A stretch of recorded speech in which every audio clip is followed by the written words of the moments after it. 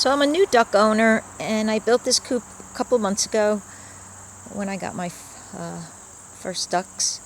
I have 7 of them now, and I went online and looked at a lot of videos and tried to get ideas. So I'm posting this video. Maybe it will help others to get ideas. So everything I did, I had predators in mind, right down to how far apart I put the screws. So screws with washers everywhere. So you need the washers so it doesn't slip out. And I spaced it close together so nothing could fit in between. We're in the Northeast. We have mink, raccoons, all kinds of things. Everything wants to eat a poor little duck. And the locks, I have 2, one on the bottom, one on the top. So this way, and they're all the locks are double locks. So you need, because raccoons are very nimble, and their fingers are anyway. So they'd have to take this off first, and then they'd have to know to turn that and then open that. I have it on the bottom as well, so something can't pull and squeeze in like that. So here you have it on the top. And here are my girls. Come on out, ladies. Come on. Tyson, back off. Give them some room. Come on, girls. Playtime. Okay. And they're going to go right to the pond. Sequoia, leave them. Sorry, I have another dog over there who I don't trust 100%. So I just have to remind her. She's good when I'm out here, but can't trust her. So I'll show you the coop first. So I had these 2 big doors, hoping they would lay eggs in here, and I could easily just open the door and get the eggs. But it's September now, and they just don't go in the coop. They're happy outside. They sleep in their pond, which I'll show you in a little bit. But let me just open one of these. All right.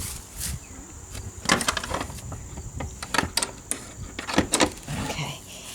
And there they are. I was hoping they're going to, maybe in the winter, they'll make beds in there and spend more time and lay eggs. I put this hard plastic on top over a big section so to keep the snow and keep it dry and not muddy. And over here, and the night before I was going to let them sleep out here, I started getting worried that a raccoon would be able to rip this off or chew through it or something. So, and even here I put the screws very close together so nothing can squeeze under. So the last minute I decided to put the hardware cloth even on the roof here, as you can see, underneath all of the plastic. And then you see the 2 windows for cross ventilation, and those remain open all the time. And we come around here.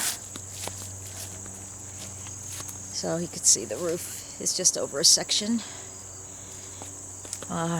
Chicken wire is useless, so you have to get the hardware cloth. This is a 1/2 inch. And here's their pool. And I built a deck around it. And I have a drain. I also put bricks in there in case there's a leak and the water drains and I don't know it and they can't get out. So I have the steps there so they can always get out in case that happens, and it has happened. And then it's drinking water. I also put a drain in the drinking water.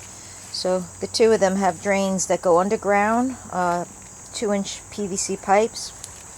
And they're the 2 buckets with valves. I'll show you that in a little bit, where I can turn on the valve and everything drains that way. The one mistake I made, well, winter is going to be a problem. I'm in the Northeast, and I don't know how to keep the pipes from freezing. I have a feeling I'm going to have to dig it all up, which means now that the deck is built, I'll have to climb under there and It's going to be a pain. And maybe wrap some electrical tape around the PVC pipe to keep it from freezing. And then I'll have to run electric. Right now I don't have electric out here. So there's their ramp. I used the shingles for roof shingles because it's got a really good grip. So I had some extra ones, threw it on there, threw it on their ramp to their coop. That's my chair. That's where I keep their food. And inside where their food is, I threw some bags of, the boiled rice bags to help absorb moisture. This little bin here, I just, at night, whatever food they don't eat, I dump it in the bin, close it up, so I don't leave food out at night. I just don't want to attract predators. I put a barrier just so the night predators don't scare them. And like I said, they don't go in their coop at night. They sleep in their pool. So they actually sleep right in that corner, I think, because they feel very secure there, and they just feel safer in water, I suppose. But since they never go in their coop, I thought, well, maybe it's because they feel trapped. Look out, Tyson. I'm trying to show the coop. You're in the way, you big head. Anyway. So I thought, well, maybe they feel trapped going in there. So that's why I built this, so they could have another place to hide, which is more open, that they can get in and out of and not feel so trapped. But like I said, they don't even sleep in there. They sleep in their pool all night. And there's just some extra water for them to drink, because I sprinkle grains and food, all kinds of food out here, peas and corn, and they need the dirt and the water to eat. The dirt for the grit, and the water, of course, they have to always have water to swallow. So when they're eating out here, they're constantly dunking into the water, their beaks in the water. Another thing I wanted to tell you is that along the entire perimeter, I dug it all up about 1.5 feet, and I laid the hardware cloth all around the entire perimeter. And then I put the grass back down. So this way, if an animal comes up to the fence, they start digging, they're going to hit the wire. But that wasn't good enough for me, because I thought, well, they could always come back 1.5 feet and start digging and then get under. So what I did was, this entire area, I lifted all the dirt up, and I laid down hardware cloth on the entire bottom. So there was just absolutely no way for any animal to get in. And I even attached it, let me see if I could show, with screws. Well, you could see a little bit. There's part of the hardware cloth, but let's see if I can see it better. But yeah, so you could see it here. And I still attached it all with screws, and then to all the wood, so they can't get up anywhere, and buried it. And this, I put about 6 inches of gravel around this entire section underneath this green AstroTurf. So it's really nice. I come out here every day with the hose and just hose it all down, and all their droppings and everything just absorbs right into the ground, right through the drainage, and it's so easy to keep clean. I don't have any flies. I read people complain that they have fly problem. I don't. I just keep it so clean. It's so easy with the hose. The winter's going to be a challenge. I haven't figured that out yet, but I'm working on ideas to keep a hose running in the winter. What else? So the coop is in the shade. There's a couple trees over the coop just to keep it cool. And then the pond, I made it in the sun, but it was hot all summer, so I put this tarp. I just tied it down just to give them shade in their little pool here. So it's nice and shady. And then in the winter, it's going to be easy enough to just take that down, and then they'll have all day sun on their pool. So I'm probably gonna have to run electric out here, and like I said, I could put some sort of a heater in the pool and probably in their drinking water This one I'll probably just close down. They won't need that anyway. But I wouldn't do the entire pen in the AstroTurf because I think it's very important that they have the dirt because they need the grit. So this is nice, and they make holes, as you can see. They fill with water, and they love to stick their beaks in there and look for worms. Oh, another thing I want to mention about the AstroTurf, as good as it is and how easy it is to clean, there is a problem that the ends will fray. And one morning I came out here, and one of my ducks had one of these strands wrapped around her nose, and I had to catch her and bring her inside and cut it off.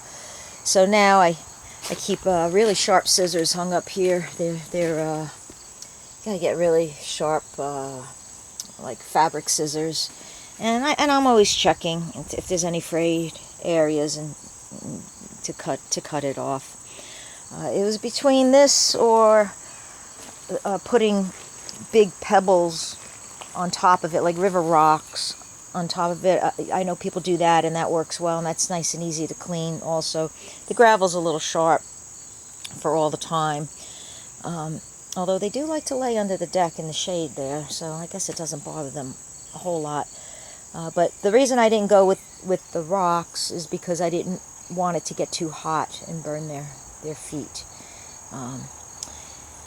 And like I said, I pick up their food at night so it doesn't attract predators. They always have water, and they always have their pool also that they sleep in, and so it's nice. And the coop, I don't never even put water in there, never put food in there. There's no need to, because I've secured their pen so well that they don't have to be locked up at night, and they don't like to be locked up. They come in here. What else? Okay, let me show you the outside where the drainage is.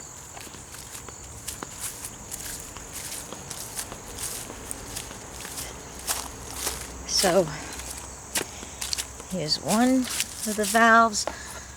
Take this hammer and I start it to, just tap it, and then I can just open it, and that drains their drinking water. And originally I had these cheap Home Depot valves, which don't even bother with them. They're garbage.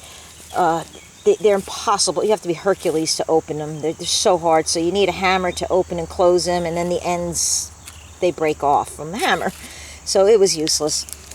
It's still there. It's just left open. And then I bought a better one, which is here. And then this was well worth it. That's nice and easy to open. But again, I put these buckets above it because I thought, well, I'll just pack it in with the straw, and maybe that'll keep it from freezing. But I don't know. It's going to be a challenge. And we'll see. I'll have to work on that.